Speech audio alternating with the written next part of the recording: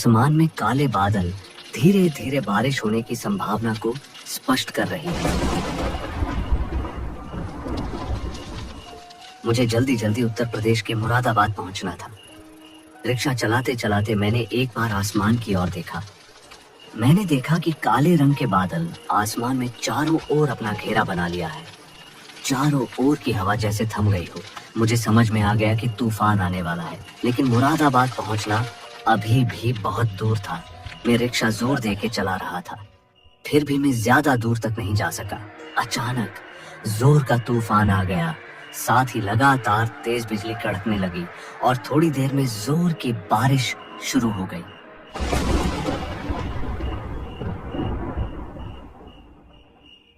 बारिश ज्यादा होने के कारण मैं ज्यादा दूर तक नहीं देख पा रहा था।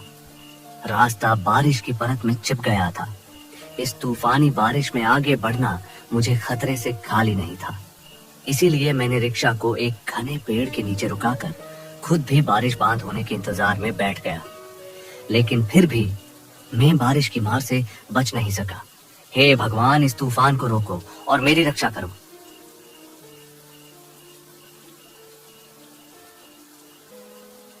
शायद भगवान ने मेरी प्रार्थना सुन ली। थोड़ी देर में तूफान और बारिश थम गई, लेकिन तूफानी बरसात के बाद सड़क की जो हालत थी, उसमें अब रिक्शा चलाकर आगे बढ़ना संभव नहीं था। सड़क पर गहरी कीचड़ जमा हो गई थी। फिर भी मैंने हिम्मत करके रिक्शा को कीचड़ के गड्ढों से दूर हटकर चला रहा था। लेकिन थोड़ी दूर जाकर मुझे समझ में आया कि मैं अब रास्ता भटक गया हूँ। ये रास्ता मुरादाबाद की नहीं है। मैं सोच में पड़ गया कि अब क्या करे। तभी मेरी कानों में एक आवाज आई।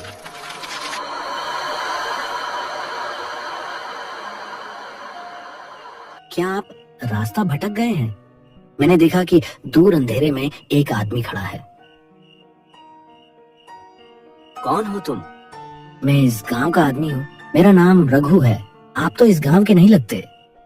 आपके हाव भाव से लग रहा है कि आप रास्ता भटक गए हैं। हाँ, मुझे मुरादाबाद को जान था, लेकिन ये रास्ता मुरादाबाद की नहीं लग रही है। हाँ, ये रास्ता मुरादाबाद की नहीं है। आप इस रास्ते से मुरादाबाद के लिए नहीं जा सकते। मुरादाबाद जाने वाला रास्ता अभी बंद है। जोरों की बारिश होने की वजह से रास्ते का पुल टूट गया है। ये सन की चिंता में आ गया और सोचते सोचते सामने अंधेरी सड़क की ओर देखने लगा। यही पास में मेरी एक चाय की दुकान है। चलिए, फिर से बारिश शुरू हो जाएगी। आइए मेरे साथ आइए। उस आदमी की बात सुन के मैं आसमान की ओर देखने लगा। जोर की बारिश होने की संभावना दिख रही थी। ठीक है, चलिए, अब क्या ही कर सकता हूँ। बारिश और ज्यादा होने वाला है। बेहतर है मैं आपकी दुकान पर रुकूं। इस रिक्शा को यही पेड़ के नीचे खड़ा कर दीजिए। मेरा दुकान पास में ही है। मैं दुविधा भरे मन के साथ उस आदमी के पीछे चलने लगा और उसके पीछे पीछे चलते आगे बढ़ने लगा।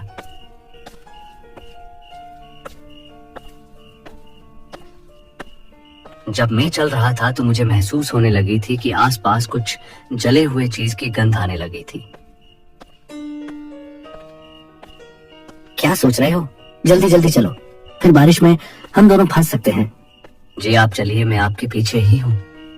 मैं जल्दी जल्दी उस आदमी का पीछा करने लगा। थोड़ी दूर जाने पर मैंने देखा कि गांव का चौपाल पर एक बड़ा सा पेड़ था। पास में ही एक घर और चाय की दुकान थी। गांव में लाइट चली गई थी। दुकान में बस एक लालटेन की रोशनी जल रही थी। आइए आइए, यही मेरी चाय की दुकान है। आप बैठिए, मैं आपके लिए चाय लेके आता हूँ। मैं चलते चलते चाय की दुकान में आकर बैठ गया। चाय की दुकान पर कोई नहीं था। गांव में दूर दूर तक कोई नजर नहीं आ रहा था। एकदम सन्नाटा छाया हुआ था और वो आदमी मेरे लिए चाय बनाने लगता है और मैं मेरे पास रखे हुए थैले को कस के पकड़ ली थी। आसमान में बादल फिर से गरज रहे थे।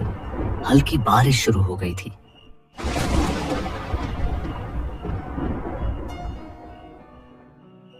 ये लीजिए चाय। आप बहुत थके थके लग रहे हो। आप मेरी बनाई हुई चाय पी लो, आपको अच्छा लगेगा।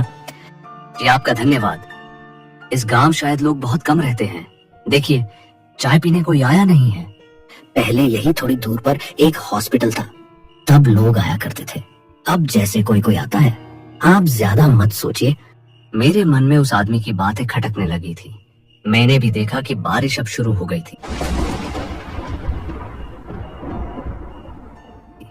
मुझे अंदर ही अंदर डर लगने लगा था।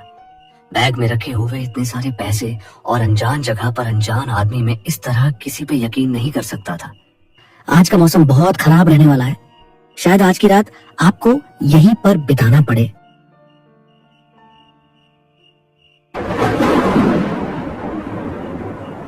देखते देखते रात बहुत हो गई थी। अब बारिश भी कम हो गई थी। रात बहुत हो गई है, अब आपको सो जाना चाहिए। उस आदमी के घर के बाहर में एक अजीब सी घबराहट लेके सो गया।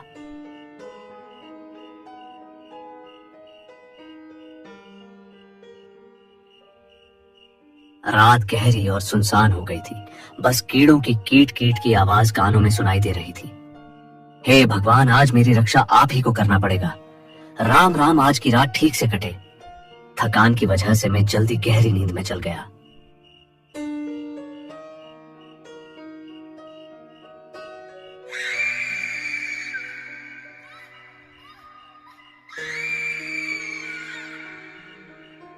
तभी किसी औरत की चीख चारों ओर गूंज उठी। मैं उठकर हड़बड़ाहट में चारों ओर देखने लगा। मेरी नजर कमरे की ओर गई। जब मैंने जो देखा, मेरा शरीर एकदम कांप उठा।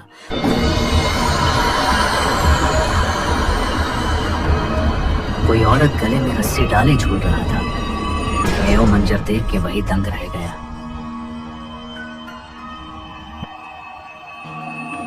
क्या हुआ? आप अब तक नहीं सोए क्या? आप इतना कांप क्यों रहे हैं?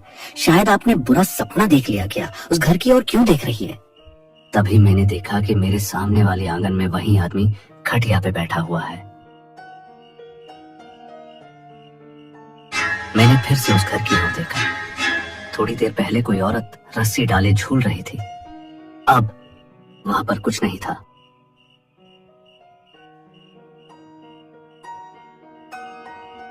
आप वहां पर कुछ नहीं है। आपने शायद कुछ बुरा सपना देखा है। आप इतनी रात को यहाँ पर? अंदर बहुत गर्मी है, बाहर की हवा लेने आया हूँ। बाहर थोड़ा ठंडा मौसम है ना, इसीलिए। आप भी आइए, मेरे साथ बैठिए। मैंने भी एक बुरा सपना समझकर वहां से उठकर उस आदमी के पास जाकर बैठ गया।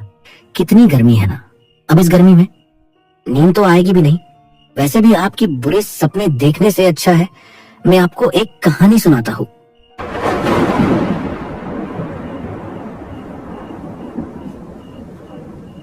आठ साल पहले की बात है। ऐसे ही एक चाय की दुकान हुआ करती थी। सब कुछ आम लोग की जिंदगी जी रहे थे। उस चाय के दुकानदार के लिए एक दूसरी गांव की अनाथ लड़की के साथ शादी हो जाती है। शादी के बाद उसकी पत्नी भी दुकान पर ग्राहकों को चाय बनाकर देने का काम करने लगी थी। वो औरत इतनी सुंदर थी कि जो कोई भी देखता उसकी आंखें एकदम से थम जाते। आधे लोग तो चाय के बहाने उसकी पत्नी को देखने आते थे।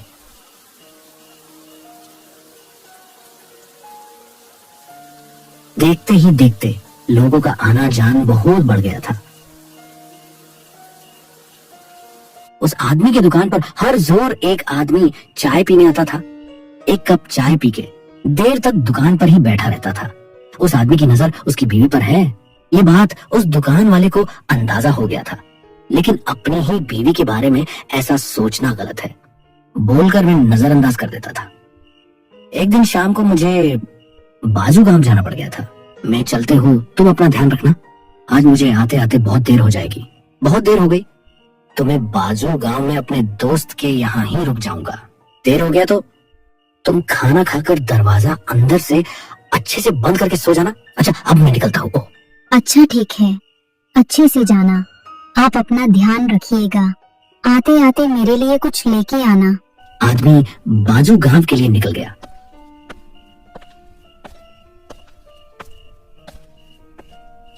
गांव की चौपाल पर बस का आने के इंतजार ठहर गया। घंटे बीत गए थे पर एक भी सवारी नहीं मिलती। ऊपर से आसमान में काले बादल जमा हो गए थे।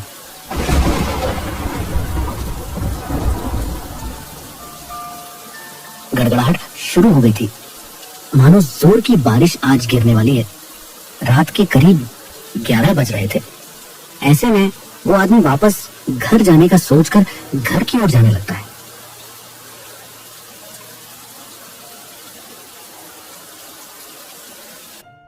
जैसे ही घर की ओर गया तो हल्की सी मुस्कुराने की आवाज आ रही थी।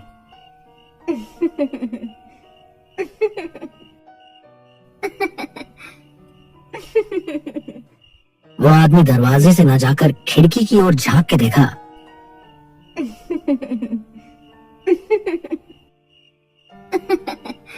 तो उसकी बीवी और गांव के सरपंच का बेटा साथ में हंसते बैठे थे।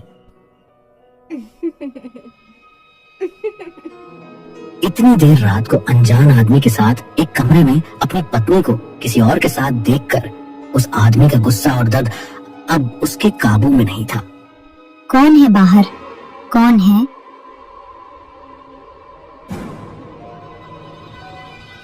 सरपंच का बेटा उस आदमी को देखकर बाहर आ गया।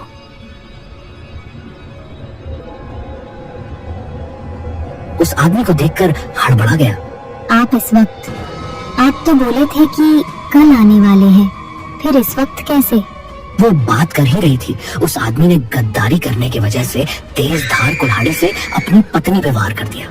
पत्नी एक झटके में ही जमीन पर लाश बनकर गिर गई।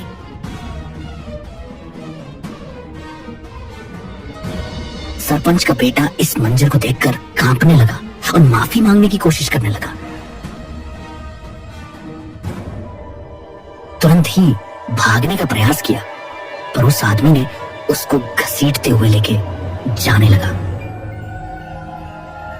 फिर घर के बाहर लटकती हुई रस्सी लेकर सरपंच के बेटे के गले में फांसी डाल दिया। उसको घर के सामने वाले पेड़ पर लटका दिया। वो आदमी तड़प तड़प पर वहीं मर गया। अब ओ शरीर अब लाश में बदल गया था। वो आदमी अपनी पत्नी की मरी हुई लाश को देखकर रोने लगा।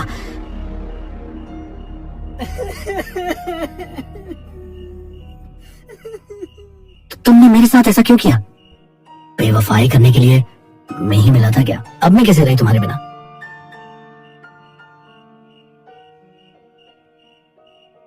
आदमी थोड़ी देर बाद अपने घर में गया और अंदर से जल्दी हुई लालटेन को लेकर बीवी के ऊपर पटक दिया।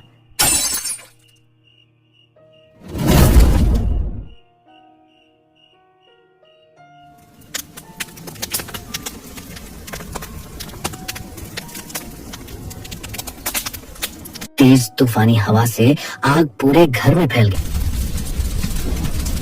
उस आग में वो आदमी भी जलने लगा और अचानक खौफनाक चीख गूंज उठी।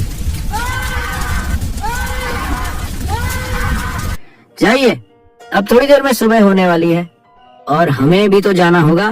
करीब सुबह के 4 बज रहे थे। आसमान अब साफ हो गया था। अब यहां से मुझे जाना चाहिए।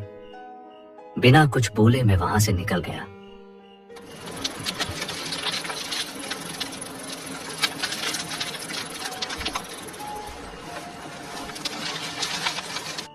थोड़ी देर में मुझे याद आया कि पैसों से भरी हुई बैग में वहीं छोड़ आया हूं। अरे पैसों से भरी हुई बैग वहीं भूल आया।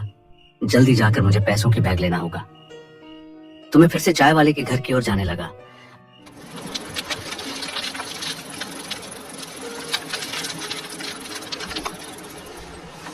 और जब तक मैं वहां गया, वो मंजर देखकर मेरा दिल दहल उठा।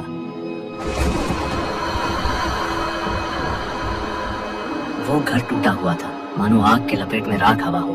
कौन है वहां पर? उस घर की ओर मत जाओ, वहां सालों से कोई नहीं रहता। सब आंखों का धोखा है। सबसे बात करने हर किसी न किसी को हर रोज अपने दुकान की चाय पिलाता है।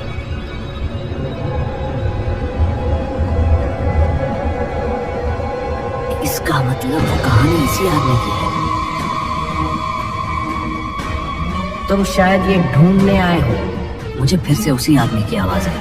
पर इस बार ओह आदमी दिखाई नहीं दिया। एक औरत अपने हाथों में मेरी पैसों से भरी बैग हाथ में दी। आप कौन हो?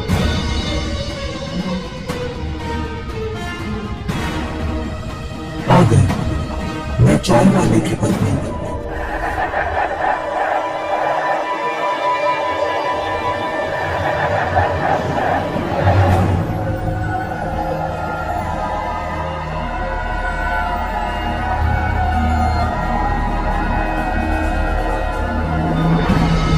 इस मंजर को देखकर मैं वहां से ऐसा भाग कि कभी मैं पीछे देखना भी सही नहीं समझा।